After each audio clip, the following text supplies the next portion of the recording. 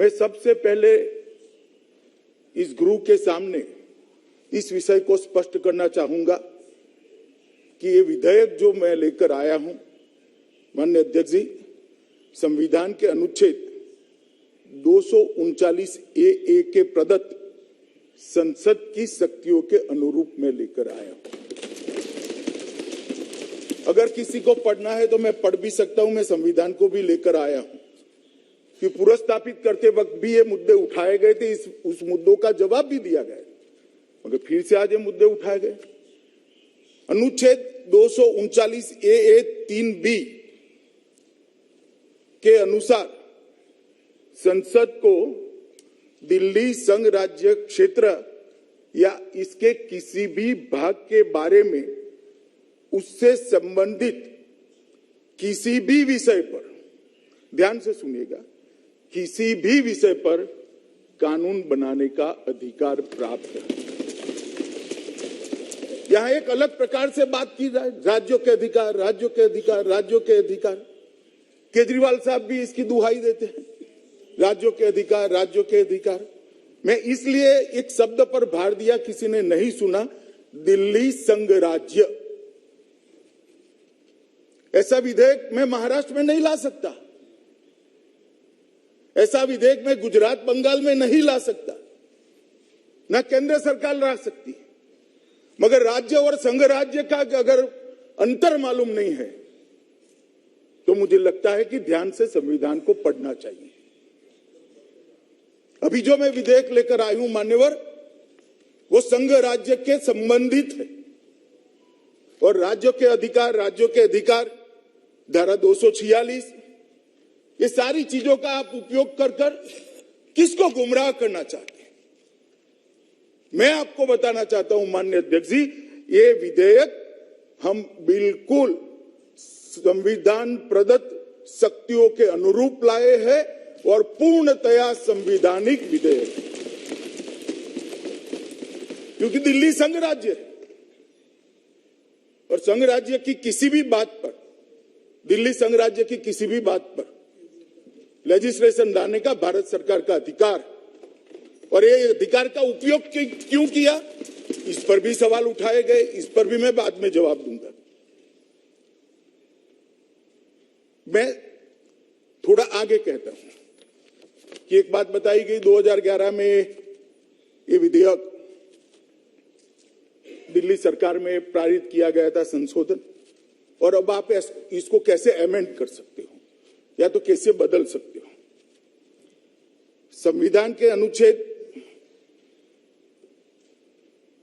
239 ए 3C के तहत इस देश की संसद को राष्ट्रीय राजधानी क्षेत्र दिल्ली की विधानसभा द्वारा बनाए गए किसी भी कानून को संशोधित करने का, उसके स्वरूप बदलने का या तो उसको निरस्त करने का अबाधित अधिकार है। और जो लोग हम पर आरोप करें, मैं उनको बताता हूं, ये हमारे समय में नहीं हुआ है। अधीर रंजन भी सुन ले, ये हमारे समय में नहीं हुआ है। ये संविधान के अंदर प्रोविजन ऑलरेडी है। संविधान को मेरे जैसे सादे चश्मों से देखोगे तो दिखाई पड़ता होगा, राजनीतिक चश्मों से देखोगे तो नहीं दिखाई पड़ेगा। चश्मे साफ करने का सवाल है माननीय अध्यक्ष जी, बाकी तो बहुत स्पष्ट लिखा है और सब भाषाओं में है। जो हिंदी पढ़ते हैं उसके लिए हिंदी में है, बंगाली पढ़ते हैं उसके लिए बंगाली में है, अंग्रेजी पढ़ते हैं उसके लिए अंग्रेजी में, मराठी पढ़ते हैं उसके लिए मराठी में, सब भाषाओं में है। हाँ, गुजराती में मैं इसी से पढ़कर आया हूं, आप पढ़कर आइए, इतना ही कहता हूं। मान्यवर, अनुच्छेद 246 आर का जो उल्लेख किया गया वो निर्वाचन की विधा के संबंधित है। इस बिल में ध्यान से जिसने देखा होगा उसको मालूम होगा, निर्वाचन की कोई प्रक्रिया के साथ हमने कोई छेड़खानी नहीं की। उल्टा सुझाव आया कि डायरेक्ट चुनाव कर लेते हैं। अरे भाई, हम नहीं कर सकते हैं, संविधान हमें नहीं परमिशन देता है। माननीय अध्यक्ष जी, एक बहुत बड़ा भ्रांति फैलाने का जो प्रयास हो रहा है, मैं उसको सिरे से खारिज करता हूं। ये पूर्णतया संविधान प्रदत्त शक्तियों से लाया गया विधेयक है। इसमें संघ राज्य की शक्तियों पर कोई अतिक्रमण नहीं है और ना हम करना चाहते हैं। माननीय अध्यक्ष जी, उन्होंने कहा, मैं एक पैराग्राफ पढ़ना चाहता हूं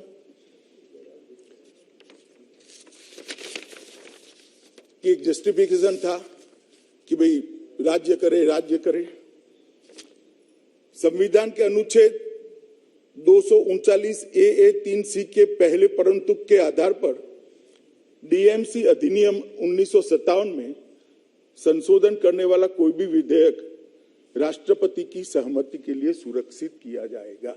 अगर दिल्ली सरकार करती भी है तो उसको राष्ट्रपति की सहमति चाहिए, मतलब कैबिनेट की चाहिए। इसके अलावा संसद के पास केंद्र शासित प्रदेश जेएनसीटीडी के लिए किसी भी मामले अर्थात तीनों सूचियों में कोई भी मामला के संबंध में कानून बनाने का समवर्ती शक्तियां प्रदत्त है। इसके अलावा अनुच्छेद 239 ए 3C के दूसरे प्रावधान के तहत भले ही संशोधन अधिनियम को सहमति दी है, संसद किसी भी समय एक ही समान मामले के संबंध में कोई भी कानून बना सकती है, जिसमें कानून में संशोधन करना, अलग अलग करना, निरसन करना सब शामिल है, जो राज्यसभा की विधानसभा के द्वारा ही बनाएगा। मान्यवर, ये मैं एक नोटिंग पढ़ रहा हूं और कांग्रेस के मित्रों की जानकारी के लिए, ये नोटिंग जब 2011 का एक कानून आया तब देश के गृह मंत्री, तत्कालीन गृह मंत्री और विद्वान धाराशास्त्री श्री पी चिदम्बरम ने किया हुआ नोटिंग है। उनका भी इंटरप्रिटेशन यही कहता है। माननीय अध्यक्ष जी, अभी दादा कह रहे थे कि अमित शाह जी सब जगह सरकार बनाना चाहते हैं, इनकी पार्टी सब जगह सरकार बनाना चाहती है। पावर मतलब सरकार बनेंगे तभी तो आएगा, वैसे कैसे आएगा पावर? पावर तो लोकतंत्र में सरकार चुनकर आएगी तभी आएगा। तो मैं गृह में कहना चाहता हूं कि हाँ, हम चाहते हैं हर जगह हमारी सरकार बने, इसीलिए तो चुनाव लड़ते हैं। चुनाव क्यों लड़ना? आप क्यों गोवा में गए भला बताइए? आप क्यों त्रिपुरा जा रहे हैं बताइए भला? आपको भी अधिकार है, मैं ना नहीं बोलता, आप भी जाइए, आप भी जाइए। हर पार्टी ने हर जगह अपनी आइडियोलॉजी, अपना स्टैंड, अपने कार्यक्रम, अपनी सरकारों के परफॉर्मेंस को लेकर जाना चाहिए। यही तो लोकतंत्र की खूबसूरती है। इसमें आपत्ति क्या होती? हर जगह पे कोई पार्टी विचार करे कि हमारे लोग चुनकर आए, हमारे कार्यक्रम के आधार पर, हमारी विचारधारा के आधार पर, हमारे नेता की लोकप्रियता के आधार पर, तो इसमें आपत्ति क्या हो सकती है? लोकतंत्र में आपत्ति उनको हो सकती है जिनको सत्ता छीनने का डर है। लोकतंत्र के पुरोधाओं को नहीं हो सकती। मैं अभी भी कहता हूं दादा, हम चाहते हैं कि हमारे कार्यक्रमों के आधार पर, हमारी विचारधारा के आधार पर, हमारे नेतृत्व की लोकप्रियता के आधार पर और हमारी सरकार के परफॉर्मेंस के आधार पर हम सब जगह चुनाव लड़ना चाहते हैं और जीतना भी चाहते हैं। मगर हम सत्ता विपक्षी कार्यकर्ताओं को मारकर हत्याना नहीं चाहते दादा, सीरीज ऑफ खून कर हत्याना नहीं चाहते, कार्यकर्ताओं की पत्नियों और बहनों पर बलात्कार कर हम नहीं चाहते सत्ता ले। ये हमारी संस्कृति नहीं है दादा। और लोकतंत्र का आती है कांग्रेस पार्टी, टीएमसी, बाकी सारी पार्टियों के नाम देना नहीं चाहता, जो अपनी पार्टी में परिवार के आधार पर पार्टी चलाते हैं, कई सालों तक अध्यक्ष का चुनाव नहीं कर सकते हैं, वो देश के लोग के नाम देना नहीं चाहता, जो अपनी पार्टी में परिवार के आधार पर पार्टी चलाते हैं, कई सालों तक अध्यक्ष का चुनाव नहीं कर सकते हैं, वो देश के लोकतंत्र की चिंता कर। अरे भले अपने कार्यालय में तो चुनाव करा लो भाई, पहले अपनी पार्टी में तो करा लो, देश की बाद में बात करना। माननीय अध्यक्ष जी, एक विषय आया विशेष अधिकारी की नियुक्ति। माननीय अध्यक्ष जी, मैं फिर से कहना चाहता हूं कि विशेष अधिकारी संक्रमण काल के लिए ही नियुक्त होता है, उसके बाद में चुनाव होता है और उसके बाद में चुनी हुई बॉडी आती है। और विशेष अधिकारी का दिल्ली नगर निगम अधिनियम की धारा 490 बी में इसका प्रोविजन पहले से है, जो कांग्रेस के समय में बनाई गई। जब आप उपयोग करोगे तो बहुत लोकतांत्रिक, और जब हम करेंगे तो लोकतंत्र का हनन हो गया। किस तरह से देश चलाना चाहते हो भाई? आत्मचिंतन करोगे क्या?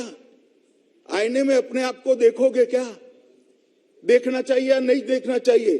490 भी कौन लेकर आया? हम तो आज उपयोग कर रहे हैं, उस वक्त हमारी सरकार नहीं थी। और मैं आज कहना चाहता हूं माननीय अध्यक्ष जी, फिर से सबसे ज्यादा राज्यों में आज भारतीय जनता पार्टी की सरकार है। दो बार मोदी जी के नेतृत्व में इस देश की जनता ने पूर्ण बहुमत, 2/3 बहुमत भारतीय जनता पार्टी को दिया है। एनडीए के साथी हमारे साथ चट्टान की तरह खड़े। हमें कोई शौक नहीं है सत्ता हथियाने का माननीय अध्यक्ष जी, ना हम चाहते। माननीय अध्यक्ष जी, सुप्रिया जी ने कहा कि चुनाव के एन मौके पर क्यों लेकर आए विधेयक। सुप्रिया जी, ओबीसी का बदलाव, ओबीसी सीटों का प्रोविजन का बदलाव महाराष्ट्र सरकार ने कब किया? महाराष्ट्र सरकार में कितने साल से एडमिनिस्ट्रेटर है? कितने कॉरपोरेशन में एडमिनिस्ट्रेटर है? क्यों चुनाव वहां नहीं होते हैं? और करना चाहते थे तो पहले क्यों नहीं किया? मैं भी पूछ सकता हूं। मगर जब अपने अपने राज्य में होता है, जैसे मेरे साथी सांसद निशिकांत जी ने कहा कि झारखंड में 5 महीने से एडमिनिस्ट्रेटर, 1 साल से एडमिनिस्ट्रेटर, मगर चूंकि वहां कांग्रेस की सरकार है, आप नहीं बोलोगे। तथ्यों को पारदर्शिता के साथ इस सदन पर रखना चाहिए। इस सदन को पूरा देश देखता है। माननीय अध्यक्ष जी, मनीष तिवारी जी जवाब दे रहे थे। मनीष जी, नरसिम्हा राव जी का नाम दिया है, देखना भाई, जरा ध्यान रखना हम आगे क्या होता है। जरा संभल कर बोला करो यार, भावुक होकर इतना मत बोलो। हाईकमांड भाषण सुनता है। नरसिम्हा राव जी का नाम आपने दे दिया और बिट्टू भाई ने भी पंजाब की गलती को स्वीकार कर लिया। चलो अच्छा ही है, देर सबेर स्वीकार कर लिया आपने। दादा ने कहा दिल्ली दंगों को मैंने कहा था कि सबको जेल में डालेंगे। दादा, दिल्ली में भारतीय जनता पार्टी का शासन है, पुलिस भारतीय जनता पार्टी की सरकार के पास है। मैं सदन पर रिकॉर्ड क्लियर करना चाहता हूं, दिल्ली में अब तक 2473 लोगों को अरेस्ट कर लिया गया है, 409 चार्जशीट कर लिए गए और सिर्फ 83 लोगों की बेल हुई। 2 साल हो गए दादा, जेल में ही है, जेल में ही है। ये बंगाल नहीं है, यहां भारतीय जनता पार्टी की सरकार है। जो कानून तोड़ेगा उसको सजा। माननीय अध्यक्ष जी, कश्मीर के चुनाव के लिए भी रेफरेंस आया। मेरा भाषण सदन के रिकॉर्ड पर है, कोई भी उठाकर देख सकता है, फिर से सुन सकता है, यूट्यूब पर भी है, आप भी उपलब्ध करा सकते हो। माननीय अध्यक्ष जी, मैंने स्पष्ट कहा था कि पहले पंचायत के चुनाव होंगे, उसके बाद में डिलिमिटेशन होगा, उसके बाद में चुनाव होंगे और उसके बाद में पूर्ण राज्य का स्टेटस हम वापस देंगे। पंचायत के चुनाव हो चुके हैं, कोई हिंसा के बगैर जिला पंचायत के चुनाव समाप्त हो चुके हैं। डिलिमिटेशन समाप्त होने के कगार पर है और मैं फिर से सदन पर कहता हूं, गृह में कहता हूं कि डिलिमिटेशन होने के बाद सभी दलों से चर्चा कर हम तुरंत चुनाव कराएंगे। हमें कोई शौक नहीं है राष्ट्रपति। माननीय अध्यक्ष जी, एक रेफरेंस आया कि कैंटोनमेंट बोर्ड भी यहाँ है, एनडीएमसी भी यहाँ है। आपने कहा कि राष्ट्रपति भवन, प्रधानमंत्री निवास, संसद भवन सब एनडीएमसी में आता है। मुझे मालूम नहीं था, वरना मैं थोड़ा डिटेल में बताता।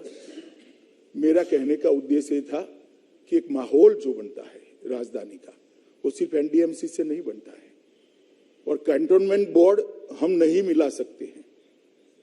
गौरव जी कहते थे अभी है नहीं, परंतु देश भर में कैंटोनमेंट बोर्ड अलग ही है।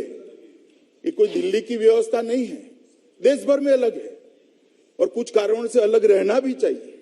अगर इस पर पुनः विचार होगा और इस पर कानून बदला जाएगा तो यहाँ का भी होगा। हाँ, तो होता ही है, अभी चुनी हुई बॉडी ही है, वहां पर चुनाव हो, इसमें कोई आपत्ति नहीं है। और ढेर सारी कमेटियों के रिपोर्ट को यहाँ पर रखा गया।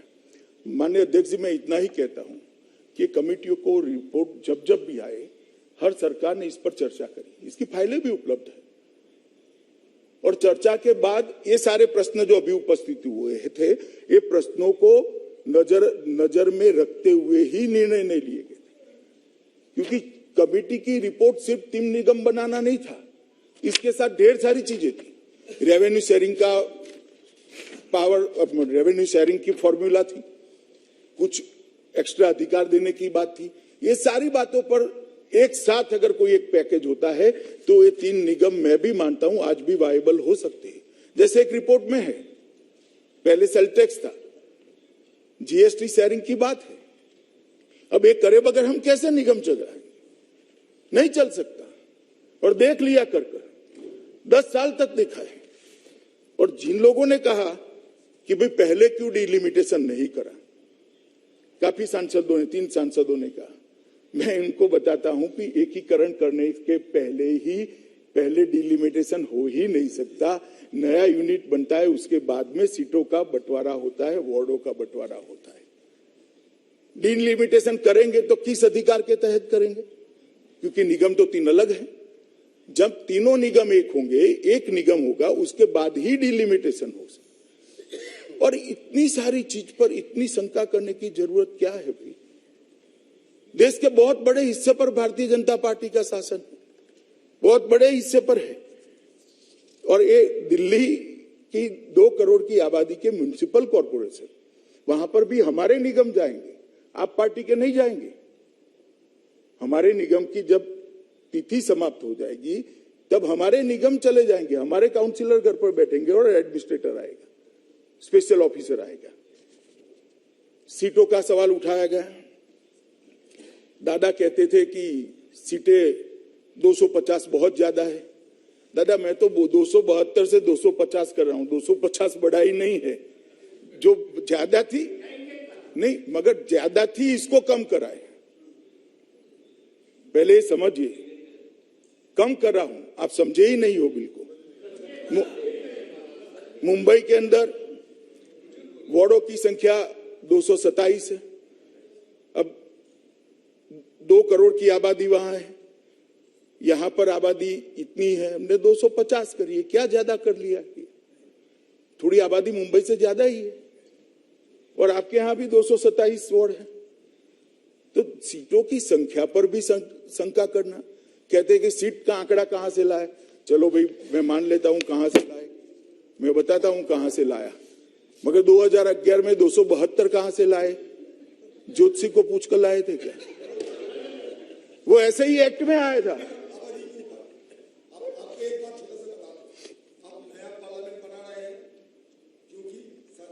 संसद की संख्या बढ़ेगी इस हिसाब से, तो जहां में बैठने की बात नहीं करा भैया, अब तय की होते हैं ना एक नहीं होता है। मैं चुने हुए आबादी जब बढ़ते हैं तो सीटों की संख्या भी बढ़ेगी, मतलब वार्ड भी बढ़ेगी। 272 तो ज्यादा होना चाहिए। अरे बैठिए बैठिए अधीर रंजन जी, बैठिए 2 मिनट बैठ। आप नहीं, मैं आपको और ज्यादा समझाता हूं जिससे आप समझ पाओ। मैं कर रहा हूं कि आपने सवाल उठाया, विपक्ष के कुछ मित्रों ने, कि 272 की संख्या, 250 की संख्या कैसे तय की?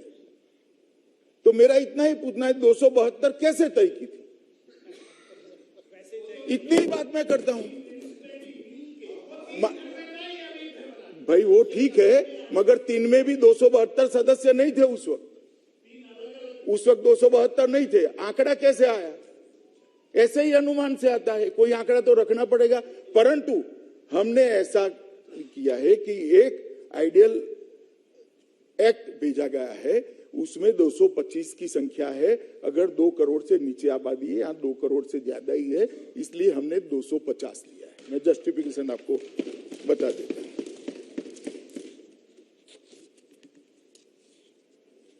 गौरव गोगोई जी ने कहा कि दिल्ली में कितनी दुर्दशा है, ये है वो है, और स्पेशली उन्होंने यहां पर कोरोना का जिक्र किया कि दिल्ली में कोरोना था तब क्या हुआ, ये हुआ वो हुआ। मुझे मालूम नहीं है गोगोई साहब कहाँ रहते थे उस वक्त, यहाँ थे या आसाम में थे, अपने क्षेत्र में थे या दिल्ली में रहते थे, उनको मालूम नहीं है। मोदी जी के नेतृत्व में इस देश में कोरोना के खिलाफ जो लड़ाई लड़ी गई है, इसमें इसकी पूरी दुनिया भूरी भूरी प्रशंसा करती है। 130 करोड़ की आबादी को टीका लगाना, सबको अपने मोबाइल पर इसका सर्टिफिकेट मिल जाना, 2 टीका लगने के बाद कंप्लीट वैक्सीनेशन का सर्टिफिकेट मिल जाना, 9 दिन के अंदर ऑक्सीजन के उत्पादन को 12 गुना बढ़ाना, दुनिया भर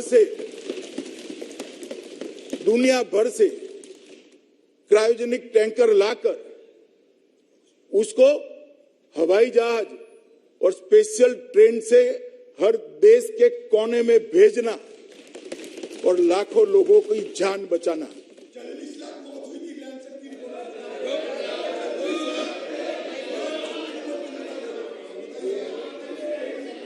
माननीय अध्यक्ष जी,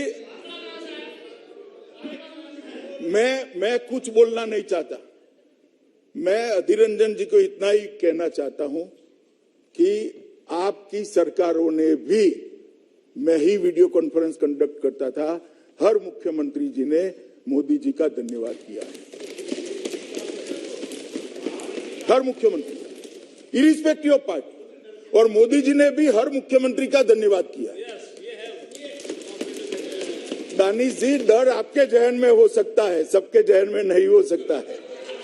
सब कुछ डर कर नहीं होता है, म्यूचुअल अंडरस्टैंडिंग भी होती है, और प्रयासों को, विरोधियों के प्रयासों को, राजनीतिक विरोधियों के प्रयासों को भी सराहने की स्पिरिट भी होती है। और इस स्पिरिट के तहत मुख्यमंत्री जी ने भी, प्रधानमंत्री जी ने भी सभी मुख्यमंत्री को धन्यवाद किया है कि आपने बहुत अच्छा काम किया, और एक बहुत अच्छे माहौल में। और ये कह रहे थे कि आप पार्टी को, गौरव भाई कह रहे थे आप पार्टी को काम नहीं करने दिया। गौरव भाई, आपको मालूम नहीं है, मुख्यमंत्री ने मेरे साथ आने के लिए मना कर दिया था। मैं गया था लोकनायक जयप्रकाश अस्पताल के अंदर, लाशों के ढेर लगे थे, उन्होंने मुख्यमंत्री सब, आप पार्टी को नहीं करने दिया बोले है। भाई, मैं लिखता हूं ना, दिल्ली में कौन था तो आप पार्टी, मतलब नहीं, काम नहीं करने दिया। आप बैठिए, अब हो गया। अरे अधीर रंजन जी, रजिस्टर हो गया, बैठिए। लाशों के ढेर लगे थे, अंतिम संस्कार नहीं होते थे, वैक्सीनेशन का फॉर्मूला नहीं था, अस्पतालों के रेट तय नहीं किए गए थे। ये सारा मोदी जी के नेतृत्व में भारत सरकार ने किया, क्योंकि हम मुक्त दर्शक बनकर नहीं बैठ सकते, और हमने कहीं पर नहीं किया। जिक्र निकाल दिया तो मुझे बोलना पड़ा, क्योंकि गुरु का जो रिकॉर्ड है वो सालों सालों तक रहता है, अजरा अमर होता है, आने वाली पीढ़ियां इसको पढ़ती है। इसलिए मुझे बोला, इतने सारे भाषणों में, चुनावी भाषणों में, कोई प्रेस इंटरव्यू में मैंने आज तक कभी नहीं कहा, मगर यहां पर इसलिए मुझे बोलना पड़ता है कि इसका एक रिकॉर्ड बनता है। माननीय अध्यक्ष जी, हमें कहा गया कि चुनाव से डरकर हमने ये बिल लेकर आए। भाई, हम तो डरे नहीं है चुनाव से। सुनिए, अधीर रंजन भी बोले। नहीं, मैं आपको कह ही नहीं रहा हूं, कहा गया है ऐसा कर कर बुलाओ। चुनाव से डर कर डरने का स्वभाव हमारा नहीं है। चुनाव में हार जीत होती रहती है, तो इसी का निरीक्षण कर रहा हूं। सुनिए ना, मगर मैं चुनाव से डरकर कैसे काम होता है वो बताता हूं। इंदिरा जी का चुनाव इलाहाबाद हाई कोर्ट ने निरस्त कर दिया। उसके बाद रातों रात जिस प्रधानमंत्री को इस सदन में वोट देने का अधिकार नहीं था, वो प्रधानमंत्री ने देश भर के सारे लोकतांत्रिक अधिकार छीनकर इमरजेंसी डाली। इसको डर कहते हैं, इसको डर कहते हैं। लोकसभा की मियाद 1 साल बढ़ा दी, इसको डर कहते हैं। और सुनिए अभी सुनिए ना, सुनिए।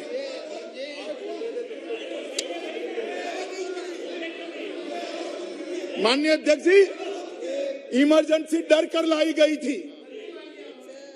सारे लोकतांत्रिक पार्टियों के नेताओं को, लाखों लोगों को डर कर जेल की सलाखों के पीछे डाल दिया गया था।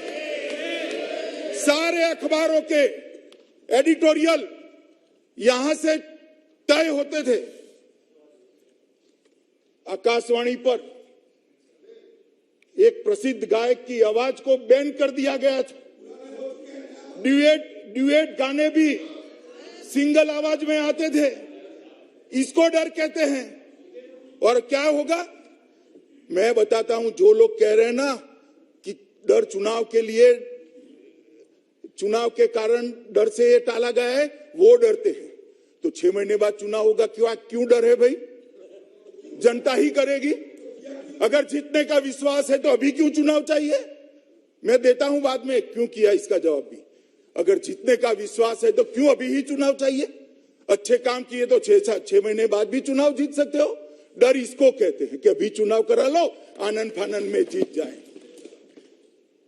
मगर माननीय अध्यक्ष जी, मैं कहने आया हूं कि अगर किसी को डरना है तो किसको डरना है? ये 5 राज्यों के चुनाव का हवाला देकर कहते हैं कि परिणामों से भारतीय जनता पार्टी डर गई और आप पार्टी से डर गई।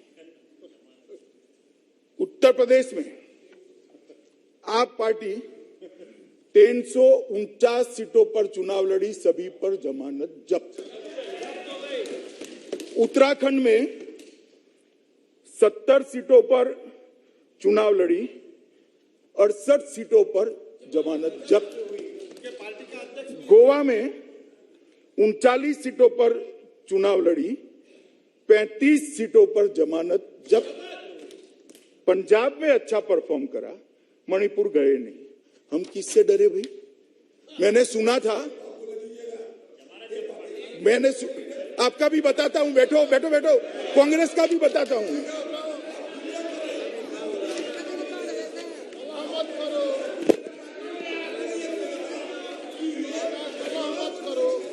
माननीय अध्यक्ष जी,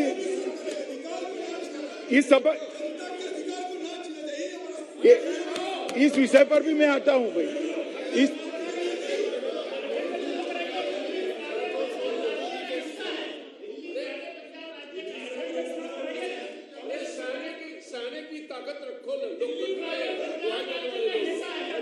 अरे दिल्ली मेरठ का भी हिस्सा है, मेरठ की डिवीजन में आता था दिल्ली।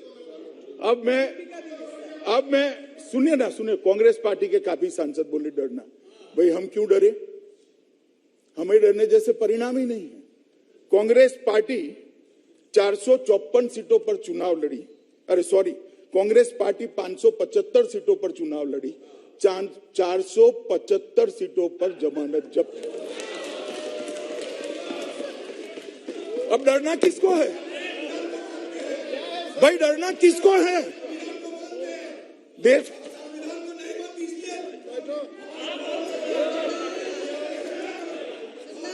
माननीय अध्यक्ष जी, भारतीय जनता पार्टी के कोई कार्यकर्ता को डरने की जरूरत नहीं है। हमने हमने 4 राज्यों में सरकार बनाई है और हमें पूरा भरोसा है कि मोदी जी के नेतृत्व में जहां पर भी चुनाव आएगा हम निश्चित जीत कर आएंगे। हमें कोई डरने की जरूरत नहीं। और भाई मैं आपको बताना चाहता हूं, हम तो जब 2 थे तब भी नहीं डरते थे, अब तो 302 है। और यहां से उस वक्त तंज कसे जाते थे, कसे जाते थे। मैं नाम नहीं बोलूंगा नेता का, वरना पॉइंट ऑफ ऑर्डर उठाएंगे, मगर तंज कसे जाते थे। हम 2 हमारे 2, उस पार्टी का आज विपक्ष के नेता का स्टेटस भी नहीं बचा। हम नहीं डरते। चुनाव से डरना क्या, हार जीत होती रहती है। जनता का फैसला है, हमने स्पिरिट है। मैंने यही कहा। आप ट्रांसलेशन मिस्टर सुरेश, मैंने ये ट्रांसलेशन मोड पर रखिए, आप ट्रांसलेशन मोड पर रखिए। मैंने यही कहा है कि हम 2 थे तब भी नहीं डरते थे, आज 302 है, क्यों डरे। ना अहंकार की बात है, ना गमी का विषय है। जनता का फैसला लोकतंत्र में सबको स्वीकारना चाहिए और ये स्पिरिट भी, इसमें डर का कोई सवाल नहीं। माननीय अध्यक्ष जी, मैं अब बिल क्यों लेकर आया इसका सवाल बार बार पूछा गया, मैं इसके बारे में बताना चाहता हूं। माननीय अध्यक्ष जी, ये 3 निगम एक निगम को 3 निगम में बांटने के बाद बहुत अच्छे स्पिरिट से शायद किया गया होगा। उस वक्त दोनों सरकारें एक ही पार्टी की थी, मगर उसके बाद यहां शासन बदला। 5वें दिल्ली के वित्त आयोग ने 3 नगर निगमों को 5वें वित्त आयोग ने 40,561 करोड़ रुपया, दादा सुनिए काम में, 40,561 करोड़ रुपया 5वें वित्त आयोग में, दिल्ली के वित्त आयोग ने देने के लिए अनुशंसा की थी। दिल्ली सरकार ने 7,000 करोड़ से कम दिया। मैं फिर से रिपीट करता हूं, 40,561 करोड़ रुपया वित्त आयोग की सिफारिश थी कि तीनों नगर निगमों को आबादी के प्रोरेटा में दिया जाए सिविक सर्विस अपग्रेडेशन के लिए। स्टेट में दिल्ली के वित्त आयोग की बात करें, उसमें से 7,000 करोड़ से कम दिया। अब कहते हैं कि निगम नहीं चलते, हमारे सांसदों ने बताया, फिर भी निगम ने उनसे ज्यादा अच्छा काम किया है। अस्पताल भी ज्यादा बनाए, स्कूल भी ज्यादा बनाए, मगर एक घाटा कैसे भरा जाए। और मैं यह बात बताना चाहता हूं कि निगम इतने बनने के बाद आज जो घाटा है वो 11,000 करोड़ का है,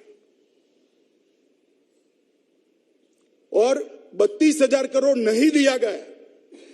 अगर ये 32,000 करोड़ देते तो 11,000 करोड़ का घाटा भी न होता और 20,000 करोड़ सरप्लस होता, लोगों के काम होते। किसकी जिम्मेदारी है, किसकी जिम्मेदारी? इसके बारे में कोई नहीं बोलेगा। इसीलिए मैं कहता हूं, राजनीतिक से ऊपर उठकर इसको सोचना चाहिए, विचारना चाहिए। 40,000 करोड़ के सामने 7,000 करोड़ से कम दिया, 33,000 करोड़ कम दिया, फिर भी नगर निगम के तीनों मेयरों को मैं शाबाशी देना चाहता हूं कि सिर्फ 11,000 करोड़ रुपए का घाटा है। अगर पूरा दे देते तो 33,000 करोड़ में से 11,000 करोड़ निकाल दे, 22,000 करोड़ रुपया दिल्ली की जनता की सुखाकारी के लिए हमें और। इसके बाद भी माननीय अध्यक्ष, इसके डिटेल में जाने जैसा है। 5वें वित्त आयोग की सिफारिश की बात छोड़िए, इसके बाद राजधानी क्षेत्र दिल्ली सरकार ने महत्वपूर्ण अनुशंसाएं जो नगर निगम ने कर भेजी, ऋण माफी, शिक्षा क्षेत्र व्यय की पूर्ण प्रतिपूर्ति, स्वच्छता पर व्यय के लिए वित्त पोषण, जो दादा कह रहे थे सीवरेज का, बकाया ऋणों पर ब्याज दर को दिल्ली सरकार कम करे, एक भी सिफारिश नहीं मानी, एक पैसा ज्यादा नहीं दिया। धन की कमी से वजह से निगमों ने अपने राजस्व को ठीक करने के लिए कई दरखास्तें भेजी दिल्ली सरकार को, परंतु इसको या तो अस्वीकार कर दिया गया या तो लंबित कर दिया गया। आज तक एक का भी जवाब नहीं दिया है। उसमें से कुछ मैं कहना चाहता हूं यहां पर, जैसे व्यवसायिक कर के संबंध में वर्ष 2020 में, मार्च 2020 में एक दरखास्त भेजी। आज हम मार्च 2022 में, मालूम नहीं कहां है, पंजाब से शायद आ गए, अब करे तो करे। इस प्रकार से एक बार की पार्किंग प्रभारों को बढ़ाने के लिए हमने दरखास्त भेजी, कोई जवाब नहीं, रिजेक्ट कर दिया। एसडीएमसी के स्थानांतरण शुल्क के संशोधन के लिए भी प्रस्ताव भेजा, आज तक लंबित है। विभिन्न परियोजनाओं के कार्यान्वयन के लिए बॉन्ड लेने के लिए, जिसकी आरबीआई की परमिशन थी, वित्तीय समावेशन के हिसाब से परमिटेड मात्रा में ऋण करने की परमिशन थी। बॉन्ड लेने के लिए हमने दिल्ली सरकार का परमिशन मांगा, बॉन्ड लेने के लिए परमिशन हमारा नगर निगमों का रिजेक्ट कर दिया गया। और अनुमोदित बजट जो होता है राज्य सरकार का, उसमें भी कटौती कर दी। अब मैं ये कहना चाहता हूं कि नगर निगम कैसे चलेंगे माननीय अध्यक्ष, किस प्रकार से चलेंगे? क्या चाहते हैं कि दिल्ली की जनता त्राहिमाम हो जाए और भारतीय जनता पार्टी के खिलाफ हो जाए? जो ऐसा सोचते हैं उनको मैं कहना चाहता हूं, सत्य को कभी कोई ढक कर नहीं रख सकता। हजारों सूर्य की तरह दीप्यमान होकर बाहर आते हैं। झूठ लंबा नहीं चलता, झूठ के पैर नहीं होते, टिक नहीं पाएगा झूठ। हमारी आज चर्चा हुई, हमारे सांसदों ने जो कहा है, जो मैं कह रहा हूं, क्या दिल्ली के वासी नहीं सुनते होंगे, हिसाब नहीं मांगेंगे? और मैं समझ सकता हूं कि दिल्ली सरकार के पास कमी हो सकती है, 30,000 करोड़ की कमी, तो फिर एडवर्टाइज के पैसे कहां से आते हैं?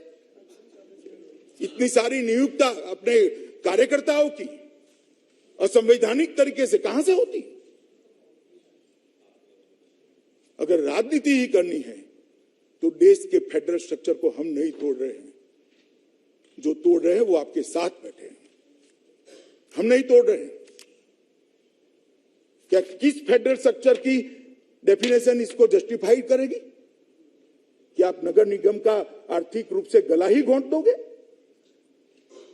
इस तरह से कोई सहन नहीं कर सकता।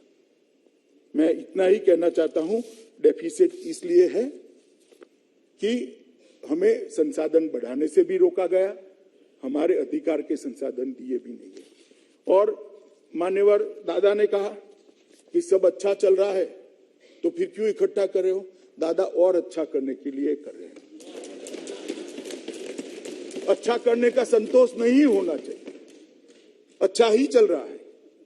हमारे सांसदों ने जो कहा है, एक एक चीज रिकॉर्ड पर, परंतु इससे भी अच्छा हो सकता है, इसलिए हम करना चाहते हैं। माननीय अध्यक्ष जी, एकीकृत नगर निगम करने से 3 मेयरों की जगह 1 मेयर होगा, 75 समितियों की जगह 25 समितियां होगी, 3 म्युनिसिपल कमिश्नर की जगह 1 म्युनिसिपल कमिश्नर होगा, 3 मुख्यालय की जगह 1 मुख्यालय होगा। निर्णयों में समानता रहेगी, एकरूपता रहेगी। एक ही शहर में 2 प्रकार के कर के स्ट्रक्चर नहीं रहेंगे, वित्तीय स्थिति भी अच्छी रहेगी और लगभग 150 करोड़ का खर्च सालाना इससे कम होगा। माननीय अध्यक्ष जी, मैं आज इतना ही कहना चाहता हूं कि भारत सरकार मुख्य प्रेक्षक बनकर नहीं रह सकती। दिल्ली देश की राजधानी है, देश की राजधानी की नगर निगम से यहाँ की सिविक सेवाओं के कारण पूरी विश्व भर में देश की छवि बनती है। अगर इतनी ओछी राजनीति दिल्ली राजधानी क्षेत्र के अंदर हो रही है तो हमें इंटरवीन करना ही चाहिए, न करते तो गलत था, इसलिए और उचित समय पर। क्योंकि 5 साल निगम के थे, समय समाप्त होगा तब तो एकीकरण करेंगे। चुने हुए प्रतिनिधियों का अधिकार कैसे ले लेंगे? नहीं ले सकते। और सवाल उठाया जा रहा है परिणामों के बाद, पहले इसलिए नहीं किया था भाई, 3 महीना पहले के कहते कि चुनाव को प्रभावित करने के लिए किया, आप पार्टी को दबाने के लिए किया। हमने चुनाव की राह देखी, अब इसमें भी आपको अच्छा नहीं लगा, हम क्या कर सकते हैं? और मैं अभी भी कहना चाहता हूं, सारे सांसद, बहुत स्टडीड सांसद है, सबको कहना चाहता हूं कि जब भी बिल पर कोई आपके मन में, अधीर रंजन जी ने कहा हमें शंका है, एक फोन उठाकर अधीर रंजन जी मेरे साथ बात कर देते, मैं तो निरसन कर देता शंका का। इतने बड़े फ्लोर में आप ऐसा क्यों बोले? भी मुझे भी फोन कर लेते।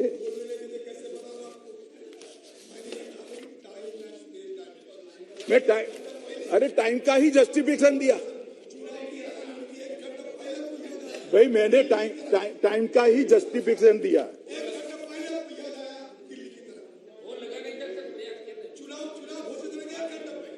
अरे भाई, ये वो प्रेस कॉन्फ्रेंस ही ये घोषणा करने की थी, आप उसको चुनाव की समझ बैठे। ये वो प्रेस कॉन्फ्रेंस ही ये घोषणा करने की।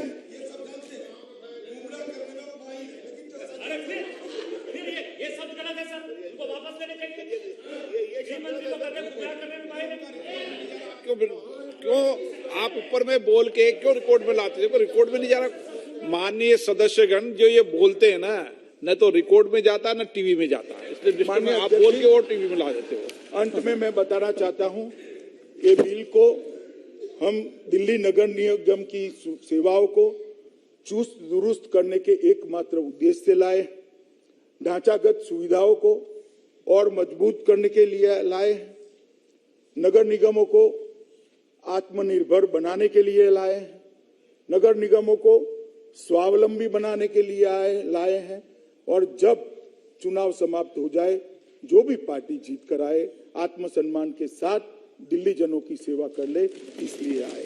अतः मैं सभी लोगों को निवेदन करूंगा कि पक्षापक्षी से ऊपर उठकर इस बिल को सर्वानुमत से आप लोग सहयोग दीजिए, ऐसा मेरा आप सभी से निवेदन है।